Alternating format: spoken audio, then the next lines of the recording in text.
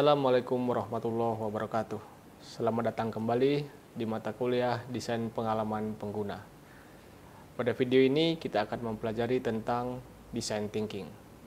Saya Kadli Jafar Adrian BMM MIT, dosen Sistem Informasi Fakultas Teknik dan Ilmu Komputer Universitas Teknokraт Indonesia, akan sharing terkait pembelajaran Design Thinking. Pada tahun 2008, Harvard Business Review sharing ataupun mempublikasikan terkait metode design thinking. Saat itu, metode-metode yang populer biasanya terkait metode-metode yang sudah lama digunakan.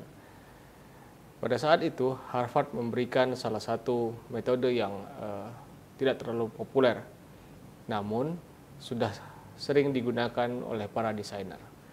Metode tersebut adalah design thinking. Metode ini menggarisbawahi bagaimana seorang desainer berpikir ataupun memberikan solusi kepada setiap masalah. Metode ini menjadi populer sejak Harvard mempublikasikannya, karena ternyata metode yang mereka sharing ini cukup berhasil di berbagai kasus, khususnya di dunia industri. Cara design thinking berpikir cukup berbeda. Metode design thinking ini berfokus kepada bagaimana kita sebagai pemilik perusahaan ataupun yang akan mengambil keputusan berpikir terlebih dahulu terkait kebutuhan dari user kita. Sehingga banyak produk, jasa, ataupun proses, bahkan berbagai strategi saat itu mulai mengadopsi metode ini. Metode ini berfokus sebenarnya berawal dari human-centered design. Salah satu metode yang sebenarnya sudah cukup lama kita ketahui ataupun kita pelajari di mata kuliah ini, yaitu metode yang berusaha memahami ataupun menguasai ataupun berusaha memahami dari customer ataupun user dari produk yang kita kembangkan. Jadi fokus dari human centered design itu sebenarnya adalah sebuah desain yang baik pasti mempertemukan antara kebutuhan manusia dan keinginannya. Jadi, design thinking ini sebenarnya tentang bagaimana manusia, bagaimana people. Jadi, design thinking ini berusaha menggabungkan antara kebutuhan pengguna, tujuan bisnis, dan masalah teknis. Ketiga hal ini tidak bisa dipisahkan dari metode design thinking. Design thinking tersendiri memiliki 5 tahapan yang dibagi menjadi 3 bagian besar, yaitu memahami, understand, create, dan deliver. Di understand, dia memiliki tahapan empathy dan define. Kemudian di create, design thinking memiliki tahapan ideate dan prototype. Dan diakhiri deliver melalui testing.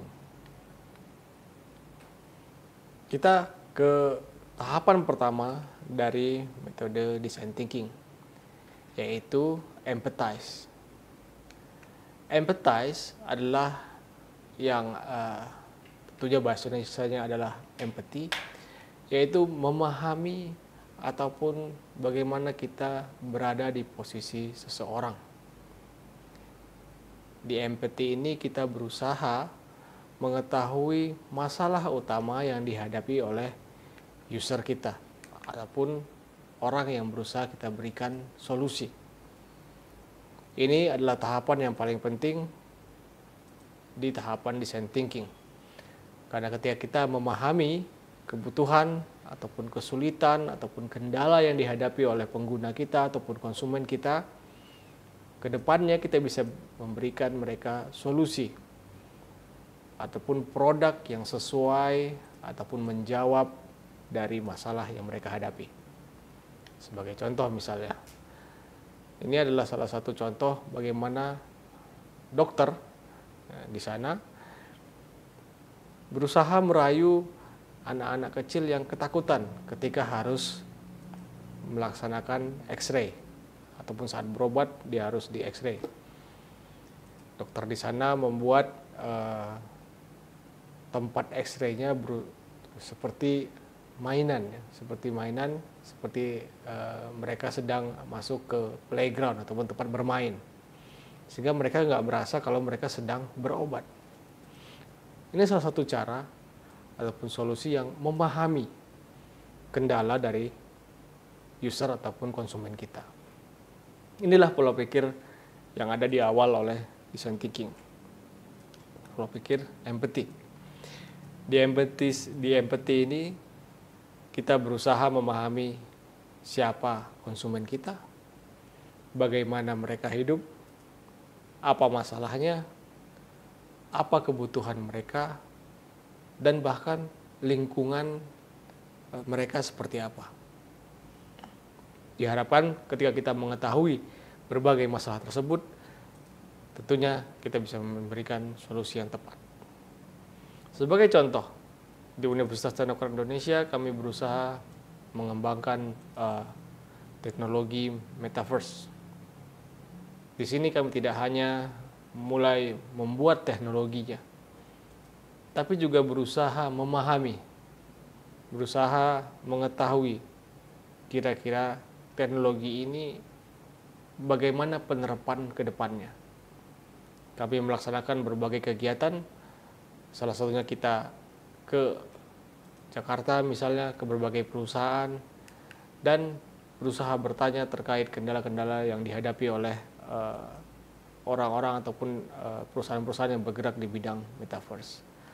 Kami juga ke berbagai UMKM waktu itu, kami langsung bertanya, kami meminta solusi, dan juga kami meminta masukan-masukan terkait bagaimana pengembangan teknologi metaverse ke depannya. Ini adalah salah satu penerapan design thinking. Ketika kita langsung terjun ke lapangan dan berusaha memberikan solusi kepada konsumen kita. Cara yang lain untuk mengetahui bagaimana caranya kita mendapatkan informasi yang tepat, karena di bagian empathize ini kita berusaha menggali informasi sebanyak-banyaknya sehingga kita bisa memberikan solusi yang tepat, yaitu user persona. User persona adalah bagaimana kita membuat model dari user kita ataupun konsumen kita.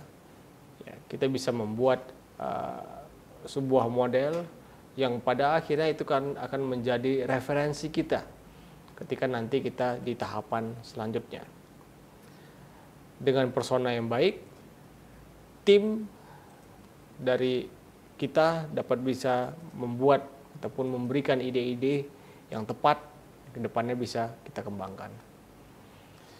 Setiap perusahaan biasanya menggunakan persona yang berbeda-beda, tapi biasanya tentunya menyesuaikan dengan kebutuhan masing-masing ataupun kebutuhan produk yang akan dikembangkan. Biasanya ada beberapa hal yang wajib ada, tentunya adalah nama dan apa yang akan dikerjakannya, tujuan dan motivasinya, kemudian background seperti demografinya, kemudian juga ada seperti shopping preference, dia biasanya belanja apa, online offline ini biasanya kalau kita ingin berkaitan dengan teknologi yang berkaitan dengan purchasing ya, ataupun pembayaran ataupun pemasaran.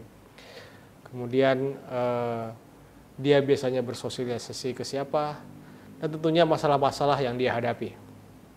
Ini wajib ada, poin-poin ini wajib ada di user persona, sehingga kita bisa memberikan gambaran yang tepat terkait seperti apa konsumen yang sedang kita hadapi.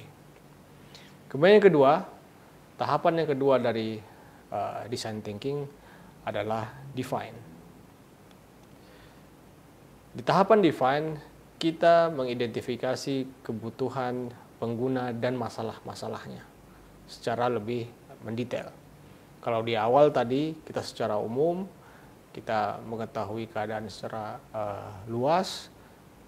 Kemudian yang kedua, kita mulai mencari apa masalah utamanya dan apa apa kebutuhan yang akan kita selesaikan. Ada beberapa teknik. Pertama, 5 whys atau 5 mengapa ya, 5 whys. Sebagai contoh, misalnya kita memberikan kasus menerobos lampu merah. Kita berikan why pertama. Kenapa? Jawabannya telat bekerja misalnya. Kita berikan why yang kedua. Kenapa telat bekerja? Jawabannya karena bangun kesiangan. Kita berikan why yang ketiga. Kenapa bangun kesiangan? Karena alarmnya tidak menyala. Seterusnya, why keempat. Kenapa alarm tidak bernyala? Ya, karena tidak dicek malam harinya. Kemudian why yang kelima, tentunya why yang terakhir, dan itu akan menjadi masalah inti. Masalah intinya ternyata pada malam hari lupa untuk mengecek alarm atau menyalakan alarm. Sehingga ujungnya adalah menerobos lampu merah. Ini mungkin hal yang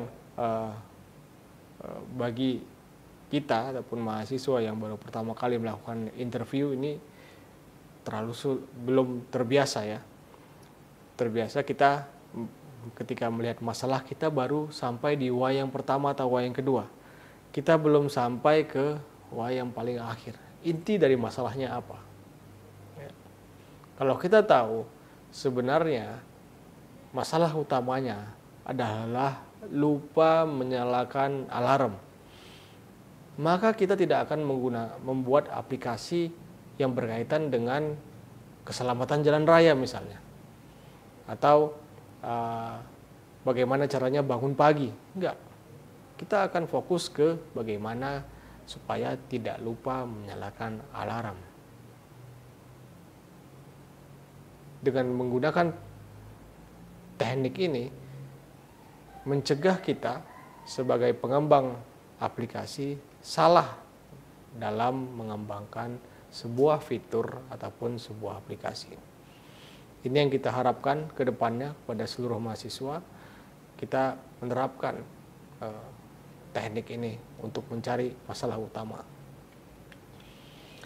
Kemudian juga selain 5 ways, kita juga bisa mengenerate idea dengan cara mengumpulkan ide sebanyak-banyaknya.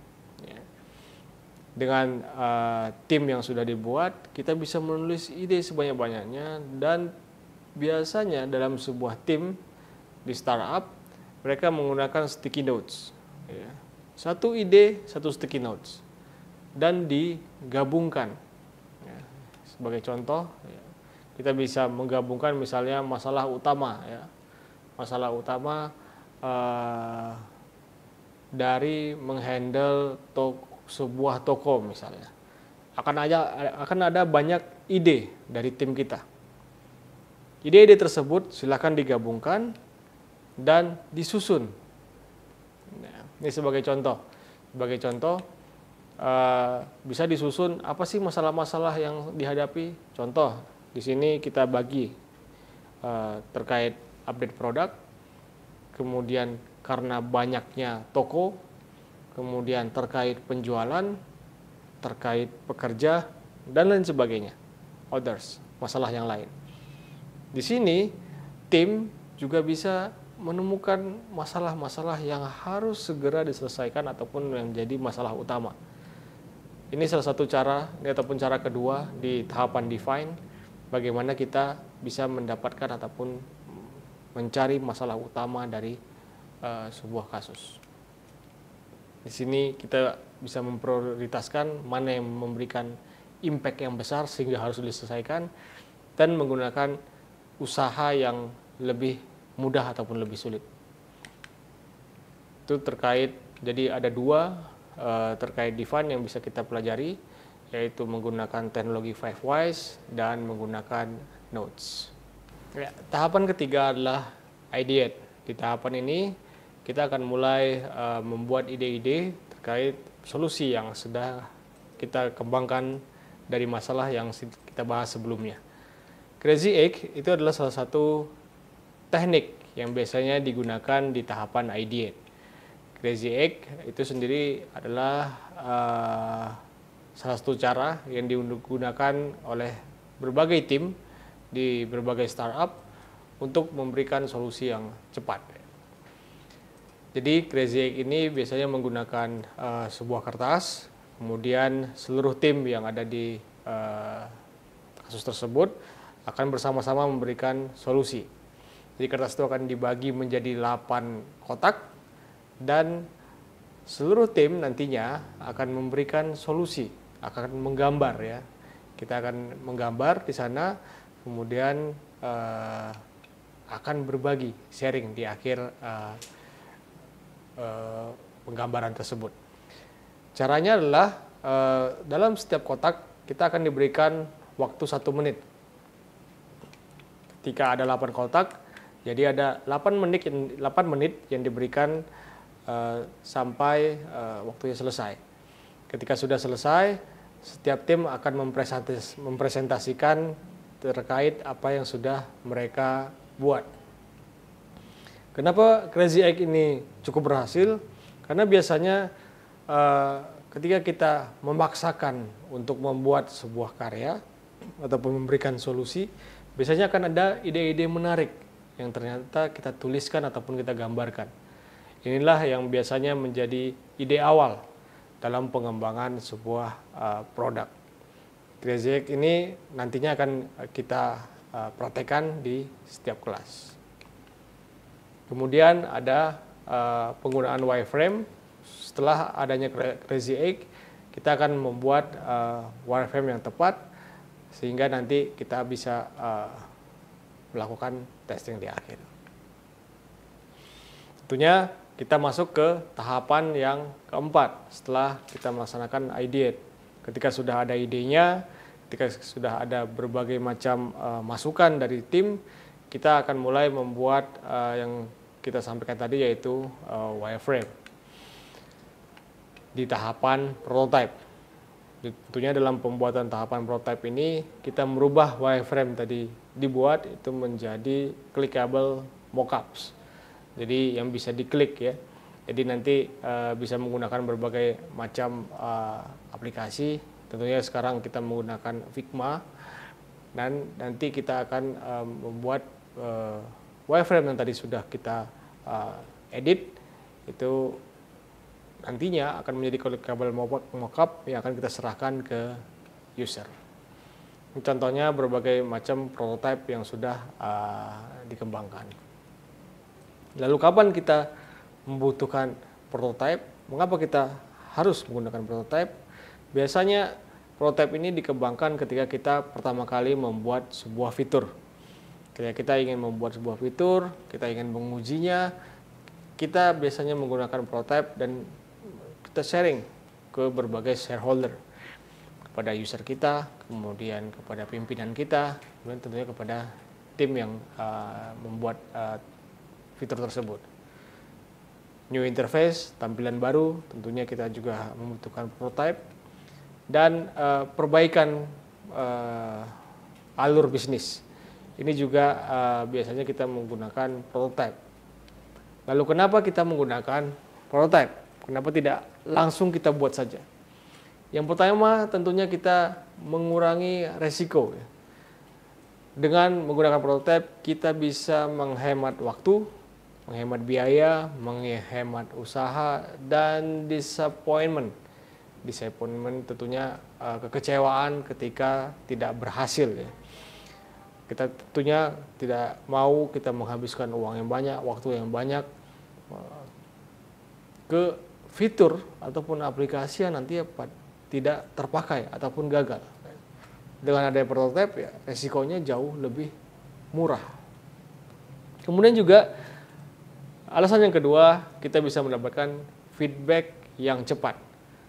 Dengan menggunakan prototype, kita bisa sharing prototype tersebut dengan link, ataupun kita bisa dengan membawanya menggunakan handphone kita masing-masing.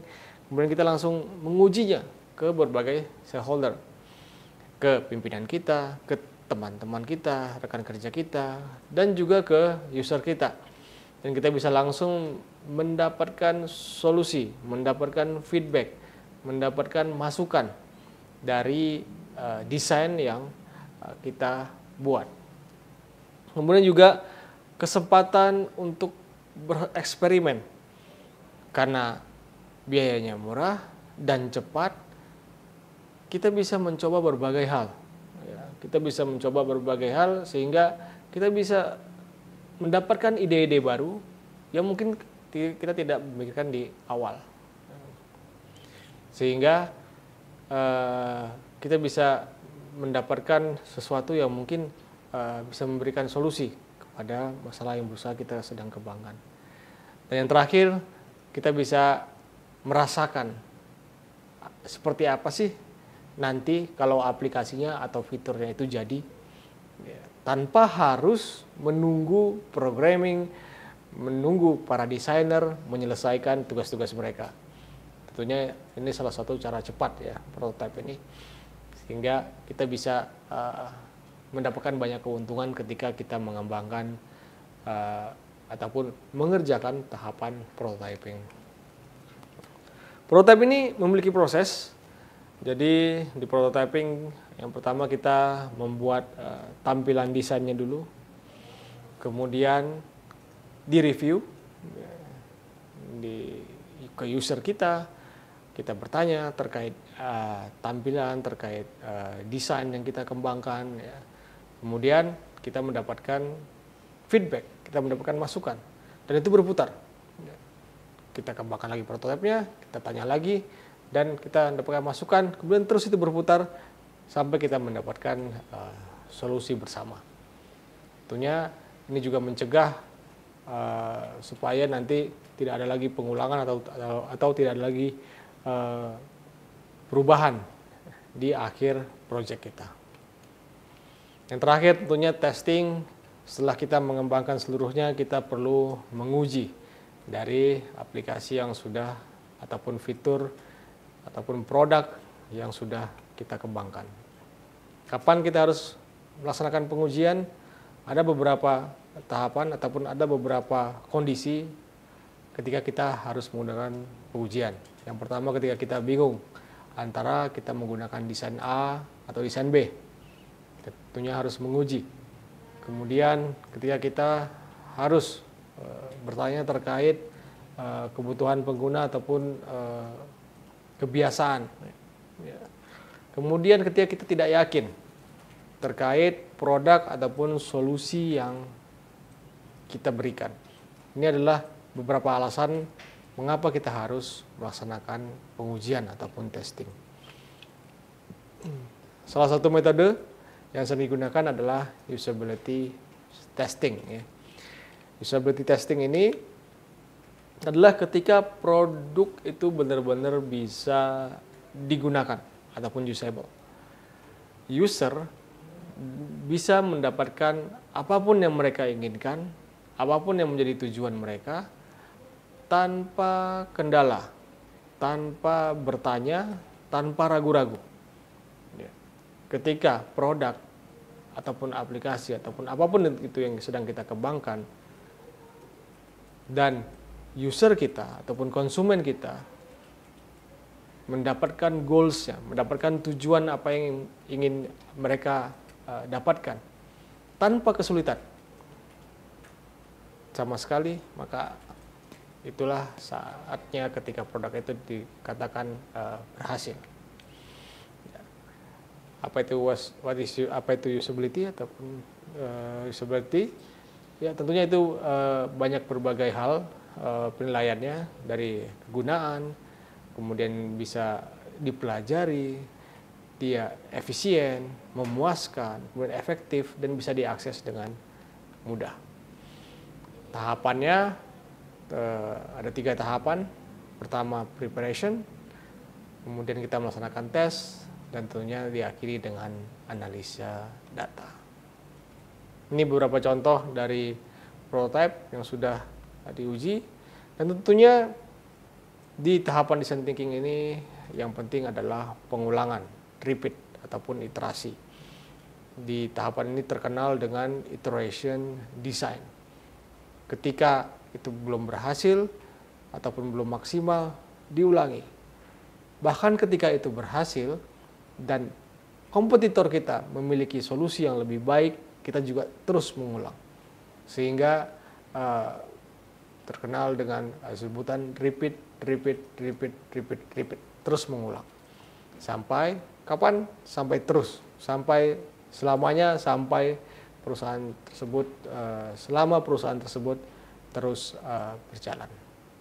Sekian dari saya, semoga bermanfaat terkait mata kuliah desain pengalaman pengguna dan materi design thinking. Assalamualaikum warahmatullahi wabarakatuh.